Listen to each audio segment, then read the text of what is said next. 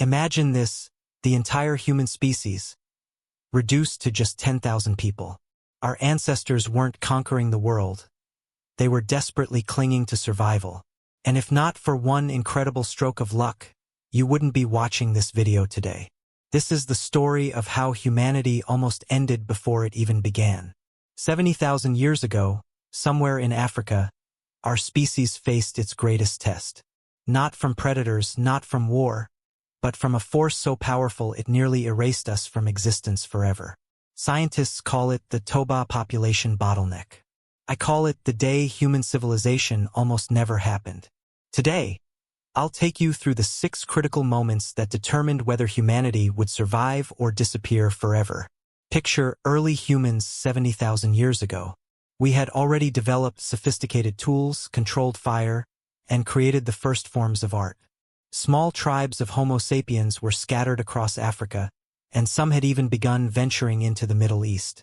Scientists estimate there were somewhere between 100,000 to 200,000 humans alive at this time. That might sound like a lot, but remember, today that's smaller than the population of a mid-sized city like Salt Lake City or Birmingham. Our ancestors lived in small family groups, maybe 20 to 50 people each. They were hunter-gatherers, following animal migrations and seasonal fruit harvests. They had learned to make complex stone tools, sew clothing from animal hides, and even create the first cave paintings. Life was hard, but it was sustainable. They had survived ice ages before, fought off massive predators, and slowly but steadily increased their numbers across the African continent. But our ancestors had no idea what was coming. 9,000 kilometers away, beneath the islands of what we now call Indonesia, something catastrophic was building pressure. Something that would bring humanity to the very edge of extinction. Mount Toba. Today, it's a peaceful lake in Indonesia, popular with tourists for its serene beauty.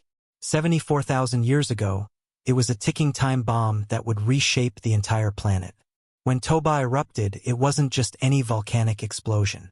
This was a supervolcanic eruption, the largest in the last 2 million years. To understand the scale, imagine every volcano that has erupted in recorded human history. Now multiply that by 100. That's Toba. The explosion ejected 2,800 cubic kilometers of volcanic material into the atmosphere. That's 3,000 times larger than Mount St. Helens. The sound of the explosion could be heard 3,000 miles away. That's like hearing an explosion in New York while standing in Los Angeles. But the explosion was just the beginning. The real killer was what came next. Billions of tons of sulfur dioxide and volcanic ash shot into the stratosphere, creating a blanket that blocked out the sun. This wasn't just a bad winter. This was a nuclear winter effect that would last for years. Within months, global temperatures plummeted by 3 to 5 degrees Celsius. In some regions, particularly in the northern hemisphere, temperatures dropped by as much as 15 degrees. The abundant forests that covered much of the world began to die. Rivers froze solid. The animals that our ancestors depended on for survival either migrated to warmer regions or simply died off entirely. For our ancestors in Africa, this wasn't just climate change. It was an extinction event. The volcanic winter destroyed their food sources and made survival nearly impossible. Imagine trying to hunt when there are no animals. Imagine trying to gather fruit when all the trees are dead. Imagine trying to find water when rivers have turned to ice. According to geneticist Spencer Wells and his research team, the entire human population was reduced to perhaps as few as 10,000 individuals. Some estimates go even lower, potentially just 1,000 breeding pairs scattered across the African continent. Think about that for a moment. The entire future of humanity, every civilization that would ever exist, every technological advancement, every work of art, every person who would ever live, all of it depended on these few thousand survivors scattered across Africa. For 6 long years, these small groups endured endless winter. Many didn't make it. Entire tribes disappeared forever, taking their knowledge, their stories, their unique genetic traits with them. Imagine being one of those survivors, watching your children grow weak from hunger, seeing your elders die from the cold, not knowing if spring would ever come again. The archaeological record from this period is heartbreakingly sparse. Not because humans weren't there, but because so few survive to leave traces behind. When archaeologists dig into layers of Earth from 70,000 years ago, they find volcanic ash, dead plants, and very little evidence of human activity. It's as if our species nearly vanished from the Earth entirely. You might wonder, how do we know this actually happened? How can scientists be so confident about events that occurred 70,000 years ago? The answer lies in your DNA and the DNA of every person alive today. Modern humans have remarkably little genetic diversity compared to other species. This might surprise you, but chimpanzees, despite having a much smaller current population than humans, have significantly more genetic variation than we do. A group of chimpanzees in one small forest in Africa shows more genetic diversity than the entire human population spread across the globe. This lack of genetic diversity is the smoking gun. It's exactly what you would expect to see if the human population had been reduced to a tiny number and then expanded again. It's like a genetic fingerprint of our near extinction. Studies of mitochondrial DNA, which passes from mother to child unchanged, suggest that all modern humans outside of Africa descended from a small group that survived this catastrophe. When scientists trace back our genetic lineages, they all converge on this same time period, around 70,000 years ago. Here's something that might blow your mind. You share more genetic similarity with someone from the opposite side of the planet than two chimpanzees from the same forest share with each other. That's because we're all descendants of that tiny group of survivors who made it through the Toba winter. After 6 years of volcanic winter, the ash finally began to settle. The sulfur dioxide gradually washed out of the atmosphere. Slowly, painfully, the sun began to break through the clouds again. But the world that emerged was different, and so were the humans who had survived. The survivors weren't just lucky. They were the most adaptable, the most innovative, the most cooperative members of our species. When survival depends on innovation, only the most creative individuals pass on their genes to the next generation. Some scientists believe this population bottleneck actually accelerated human evolution. The pressure to survive forced rapid innovations in toolmaking, cooperation, and problem-solving. The humans who emerged from this catastrophe had developed new technologies, new forms of social organization, and new ways of thinking about the world. Within just a few thousand years of Toba, something remarkable happened. Humans began their great migration out of Africa. They developed new sophisticated tools, created more complex art, and established the first permanent settlements.